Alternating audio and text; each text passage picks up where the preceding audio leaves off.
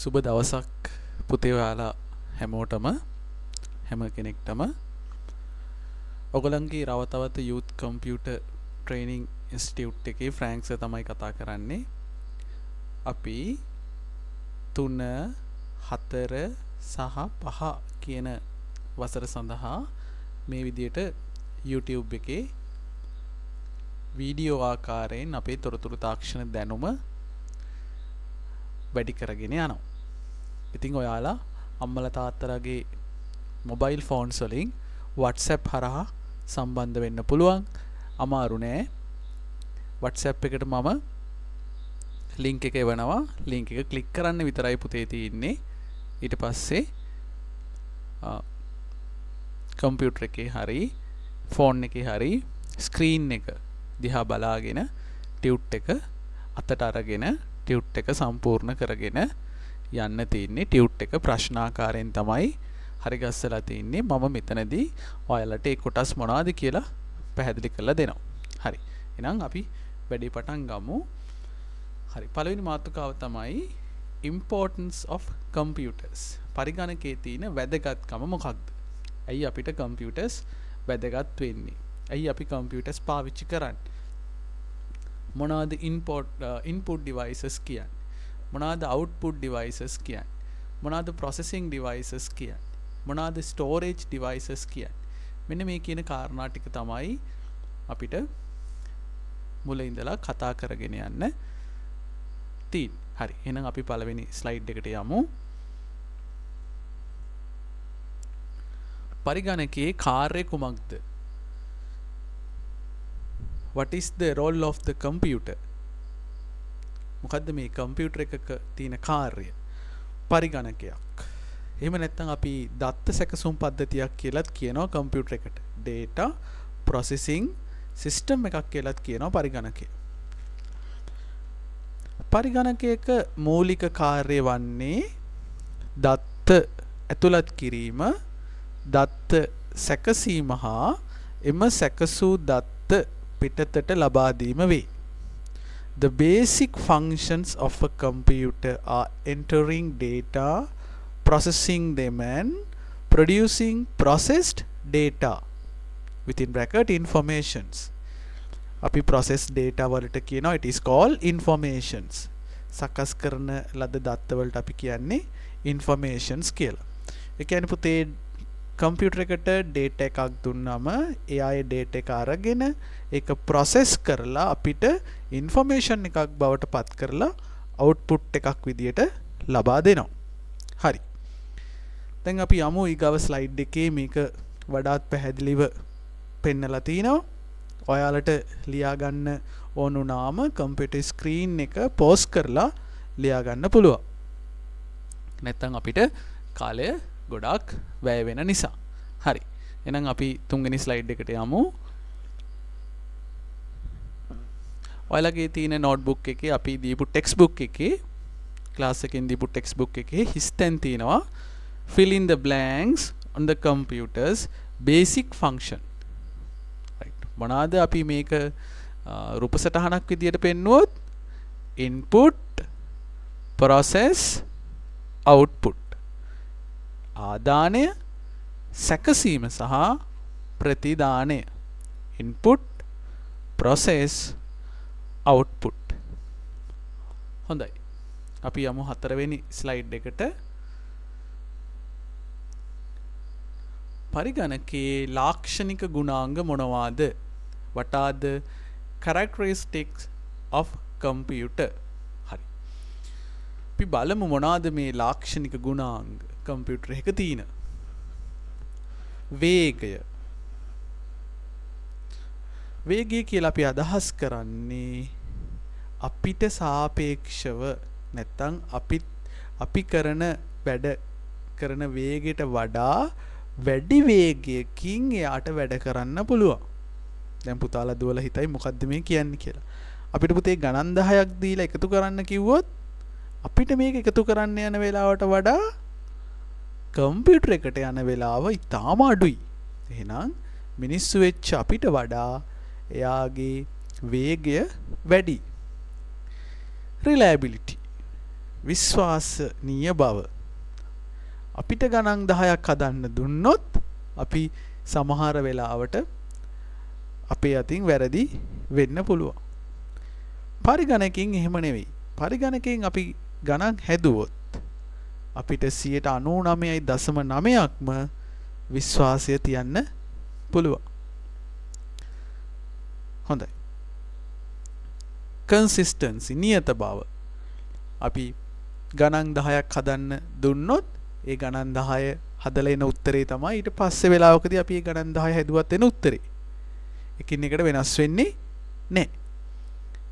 බුද්ධිමය බව intelligence බුද්ධිමත් බව. දැනට කාලයකට කලින් තිබිච්ච පරිගණක නම් මේ බුද්ධිමය බව අතින් ටිකක් අඩුයි. හැබැයි වර්තමානයේ නිර්මාණය කරලා තියෙන පරිගණක බුද්ධිමය බව මිනිසාට සමාන තත්වෙටම අද ඇවිල්ලා තිනවා. සොෆියා කියන රොබොට් කෙනෙක් ඉන්නවා. ඇසිමෝ කියන රොබොට් ගත්තොත් එයාට මිනිසාගේ චලනවලට ප්‍රතිචාර දක්වන්න පුළුවන්. අපි අහන ප්‍රශ්නවලට එයාට උත්තර දෙන්න පුළුවන්. සොෆියා කියන රොබොට් ඔබට සමහරලාට මම ක්ලාස් එකේ පෙන්නලා තිනවා. එයාගේ ඉන්ටර්විව්ස් මොනවද කියලා. එහෙම පුළුවන්. සංවේදන සහිතයි. පිරිවැය කොස්ට් එක. දැන් පුතාලා දුවලා දන්නවා අපි කම්පියුටර් එකේ වැඩ කරන්න ගියොත් නේද අපි කෙනෙක්ව අරගෙන එයාට මොනවා හරි වැඩක් කරන්න දුන්නොත් කොච්චර පිරිවැයක් යනවද මුදලක් යනවද. හැබැයි ඊට සාපේක්ෂව පරිගණකය හරහා අපි වැඩ කරන්න පුරුදු වුණොත් අපිට මූලික පිරිවැයක් මුලින් කම්පියුටර් එකක් ගන්න ඒ data communication equipment අනිත් printers scanners මේ ටික ගන්න මූලික වියදමක් යනවා. හැබැයි ඊට පස්සේ මේ නඩත්තු කරගෙන යද්දී අපිට ගොඩාක් අඩු පිරිවැයක් තමයි යන්නේ. ඒකයි මෙතන කොස්ට් එක කියලා අදහස් කරන්නේ. සමහර වචන ඔබට ආදුනිකයි. මුලින්ම අද වෙන්නේ නැති අහන්න නැත්තේ. ඒත් කමක් නැහැ. අපි පොඩ්ඩක් අමාරුවෙන් හරි මේ ටික තේරුම් අරන් ටිකෙන් ටික පියවරෙන් පියවර ඉදිරියට යමු.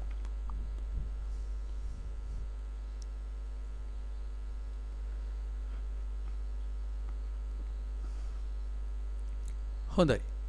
ඊළඟ පස්වෙනි ස්ලයිඩ් එකෙන් අපෙන් අහන්නේ නිහිත පරිගණක සහිත උපාංග යනු මොනවාද? What are the devices with embedded computers? හරි. වර්තමානයේ අපේ එදිනෙදා ගෙදර දොර පාවිච්චි කරන ගොඩාක් devices එහෙම නැත්නම් ගොඩාක් electronic devices අපේ වැඩ පහසු කරන අම්මලා තාත්තලා පාවිච්චි කරන ඔයාලගේ වැඩවලට උදව් කරන ගොඩාක් යන්ත්‍ර සූත්‍ර electronic devices මේ embedded computers ගණයට තමයි අයිති වෙන්නේ. ඒ කියන්නේ රෙදි සෝදන යන්ත්‍ර, ජංගම දුරකථන, ස්මාර්ට් ටෙලිවිෂන්ස් නැත්නම් නූතන රූපවාහිනී යන්ත්‍ර ගොඩාක් ඒවල තියෙනවා කම්පියුටර් ප්‍රෝග්‍රෑම් එකක් embedded කරලා තින්නේ. අන්තර්ගත කරලා එහෙම නැත්නම් ඇතුළත් කරලා තින්නේ. නේද? දැන් සමහරලාට අපිට ටීවී එක දැම්මම විනාඩි 30කින් ටීවී එක ඔෆ් වෙන්න අපිට ප්‍රෝග්‍රෑම් කරන්න පුළුවන් රිමෝට් එකේ. DVD එකට යන්න. එහෙම නැත්නම් අපි පෙන් එක රීඩ් කරන්න. දැන් අලුතෙන් එන කම්පියුටර්ස් වල වගේම ඒ වගේ පුංචි පරිගණකයක් ප්‍රොසෙසර් එකක් තියෙනවා ටීවී එකෙත්. වොෂින් මැෂින් එකේ පුතාලා දුවලා දන්නවා රෙදි ටික දාලා අපි අර හරියට ටයිමර් එක සෙට් කරලා ගියාට පස්සේ රෙදි ටික හේදිලා රෙදි ටික වේලිලා තමයි ඉවර වෙන්නේ. එහෙනම් ඒකත් මේ embedded computers කියන ගණයට තමයි අයිති වෙන්නේ. ඉතින් වර්තමානයේ අපි පාවිච්චි කරන හැම device එකක්ම වගේ මෙන්න මේ මයික්‍රෝ චිප් එකක් මේකේ අන්තර්ගත කරලා තිනවා. පරිගණක වැඩසටහනක් අන්තර්ගත කරලා ඒ පරිගණක වැඩසටහනට අනුව තමයි ඒ යන්ත්‍රය ක්‍රියාත්මක වෙන්නේ. හොඳයි. අන්න ඒ වගේ තියෙන devices වලට අපි කියනවා embedded computers කියලා.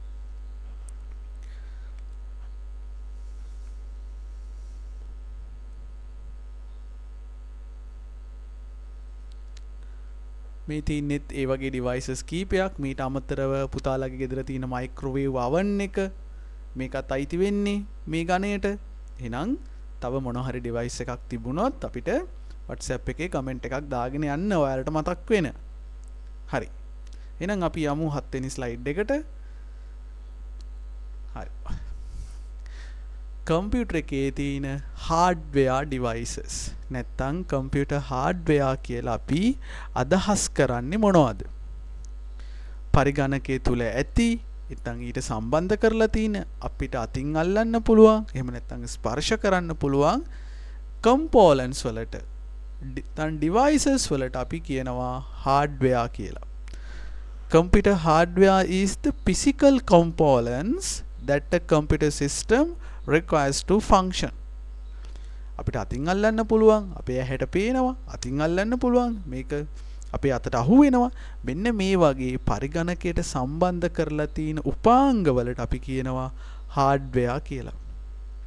හරි. අපි එහෙනම් බලමු මොනවද මේ hardware නැත්තම් මේ ස්පර්ශ කරන්න පුළුවන් devices මොනවද කියලා කම්පියුටර් එකක සම්බන්ධ කරලා තියෙන. නැත්නම් කම්පියුටර් එකේ තියෙන. හරි. දැන් මේ සටහන ඔබට පුරවන්න දීලා තිනවා පොතේ A B C D E F වෙනකන් A B C D E F වෙනකන් අපි බලමු.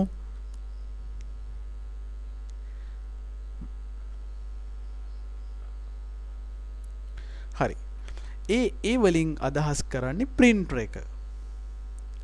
අපි දන්නවා printer එක output device එකක්. ඒ කියන්නේ අපි කම්පියුටර් එකේ කරලා තියෙන මොන හරි වැඩක් අපිට output එකක් විදියට එළියට ගන්න ඕන නම් අපි printer එක තමයි පාවිච්චි කරන්නේ. ඊළඟට තියෙනවා පුතේ B කියලා අදහස් කරන්නේ display එක. කම්පියුටරේ තියෙන display unit එක. එහෙම නැත්නම් monitor එක. right. C කියලා අදහස් කරන්නේ system unit එක. නැත්තම් අපි මේකට කියනවා සිස්ටම් බ්ලොක් එක.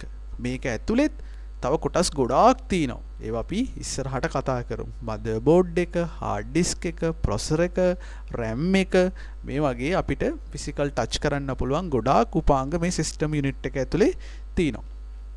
ඊළඟට මයික්‍රොෆෝන් එක. නේද? right. මයික්‍රොෆෝන් එක.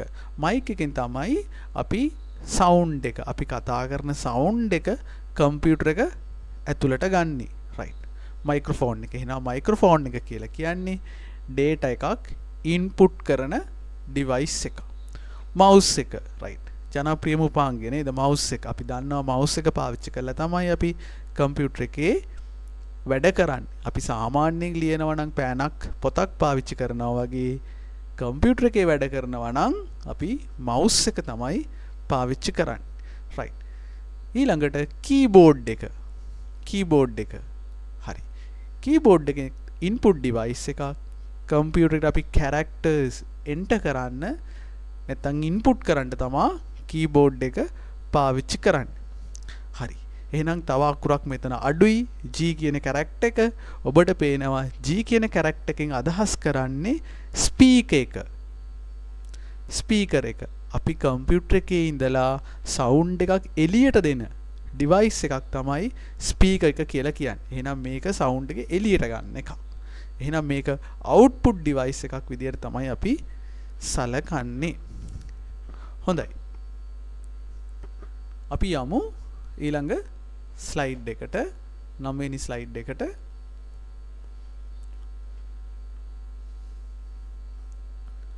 පරිගණකයේ කාර්යයේ ස්වභාවය අනුව වෙන් කළ හැකි සංරචක හා ඒවායේ කාර්යයන් මොනවාද?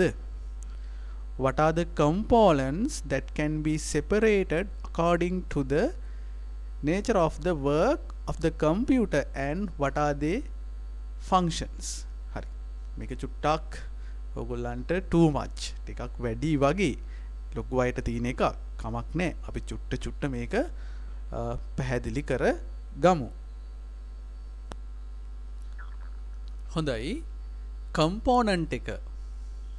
එහෙම නැත්නම් සංරචකයේ වම් පැත්තේ පෙන්නලා තිනවා දකුණු පැත්තේ එකෙන් කරන කාර්යය මොකක්ද? එහෙම නැත්නම් ඇක්ටිවිටි එක මොකක්ද කියලා ඔයාලට පෙන්නලා තිනවා. input method නැත්නම් input devices. right. input devices වලින් එහෙම නැත්නම් input method දෙකකින් මොකක්ද කරන්නේ? පරිගණකයට දත්ත හා උපදෙස් ලබා දීම. providing data and instruction to the computer. right. අපි දත්ත ආදානය නැත්නම් data input එක නැත්නම් data input කරන්න අපි පාවිච්චි කරන්නේ පුතේ input devices මොනවාද? so like that keyboard mouse මෙන්න මේ වගේ ගොඩාක් input devices තියෙනවා. data computer එක ඇතුළට data and instructions උපදෙස් පරිගණකයට ලබා දෙන්න තමයි අපි input devices නැත්නම් input methods පාවිච්චි කරන්නේ. හරි. එහෙනම් ඊළඟට තියෙනවා output method ප්‍රතිදාන උපක්‍රම. කම්පියුටර් එකට අපි data එකක් input කරාට පස්සේ එයා මේක සකස් කරලා අපිට output එකක් ලබා දෙනවා. එහෙනම් මෙන්න මේ output එකට අපි කියනවා ප්‍රතිදාන උපක්‍රම. output method කියලා. පරිගණකය තුල සකස් කළ දත්ත තොරතුරු පිටතට ලබා ගැනීම. computer generated data and information retrieval. හරි. එහෙනම් අපි මේකට කියන්නේ ප්‍රතිදානය. සකස් කරන data එකක් කම්පියුටර් එකකින් එළියට ගන්න පාවිච්චි කරන උපක්‍රම output method. ඒ සඳහා පාවිච්චි කරන devices output devices විදියට තමයි සලකන්නේ. හොඳයි. ඊළඟට තියෙන්නේ අපිට ප්‍රධාන මතකය නැත්තම් main memory එක. right. මොකද්ද මේ memory එක? අපෙත් තියෙන memory එකක්. අපෙත් තියෙන memory එකක්. එහෙනම් කම්පියුටර් එකේ තියෙනවා memory එකක්. පරිගණකය ක්‍රියාත්මකව පවතින විට දත්ත තොරතුරු හා උපදෙස් తాවකාලිකව රඳවා ගැනීම තමයි main memory එකෙන් කරන්නේ. temporary retentions of data, informations and instruction while the computer is running. පරිගණකේ ක්‍රියාත්මක වෙලා තියෙන වෙලාවට එහෙම නැත්නම් on වෙලා තියෙන වෙලාවට අපි දෙන data instructions මේවා මතක තියාගෙන ඒක process කරලා information එකක් බවට හරවලා අපිට දෙනකන් එයා මෙන්න මේ ටික මතක තියාගෙන ඉන්න ඕනේ. දැන් ඔයාලා ක්ලාස් එකට ආවම ක්ලාස් එකෙන් එන විදිය මතකයි ඒ වගේම යන විදියත් මතක තියාගන්න ඕනි. නැත්තම් ඔබට ඒක අමතක වුණොත් එහෙම අපිට තමයි එළියට එක්කන් යන්න වෙන්නේ. එහෙම වෙන්නේ නැහැ. අන්න ඒ වගේ මේ කම්පියුටර් එකේ ඔන් කරලා අපි කරන සියලුම වැඩ ඒ අවස්ථාවේදී මතක තියාගන්න තමයි පුතේ මේ මේන් මෙමරි එක පාවිච්චි කරන්නේ. ඊළඟට තියෙනවා storage method. නැත්තම් storage devices. මොනවාද මේ ආචයන උපක්‍රම කියලා කියන්නේ? හරි.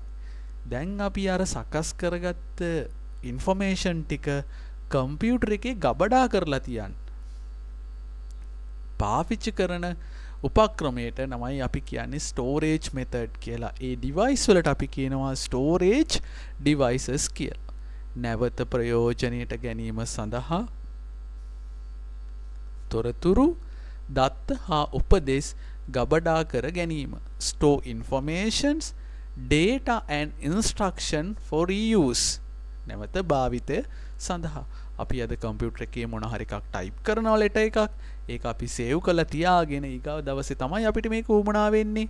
එහෙනම් ඒ සඳහා තමයි මේ storage method නැත්නම් storage devices පාවිච්චි කරන්නේ. communication method sannivedana උපක්‍රම. පරිගණකයේ තුල තියෙන information එක වෙනත් පරිගණකයකට යවද්දි තමයි මේ communication devices නැත්නම් communication methods උමනා වෙන්නේ. සරලව අපි කියනවා නම් අපිට internet access කරන්න ඕන නම් අපි මේ communication method තමයි පාවිච්චි කරන්නේ. පරිගණකයේ තුල ඇති දත්ත තොරතුරු වැනි දේ හුවමාරුව සඳහා භාවිතා කිරීම. use of data information extract in the computer for exchange. අපි ඉන්ටර්නෙට් එක හරහා අපේ කම්පියුටර් මොන හරි ගෙන්න ගන්නවා. right. එහෙනම් ගෙන්න ගන්න නම් අපිට මොනවා හරි communication devices තියෙන්න ඕනේ. ඒක router එකක් වෙන්න පුළුවන්, modem එකක් වෙන්න පුළුවන්, dongle එකක් වෙන්න පුළුවන්.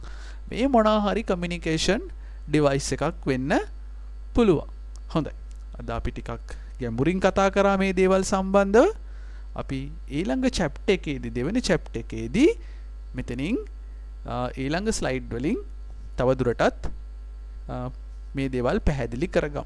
එහෙනම් පුතාලා දුවලා මේ ටික සම්පූර්ණ කරගන්න. පරිස්සමෙන් ඉන්න හැමෝටම සුබ අනාගතයක් වේවා. එහෙනම් අපි දෙවෙනි චැප්ටර් එකේදී හම්බ වෙමු. ඔයගොල්ලන් හැමෝටම බොහොම ස්තුතියි.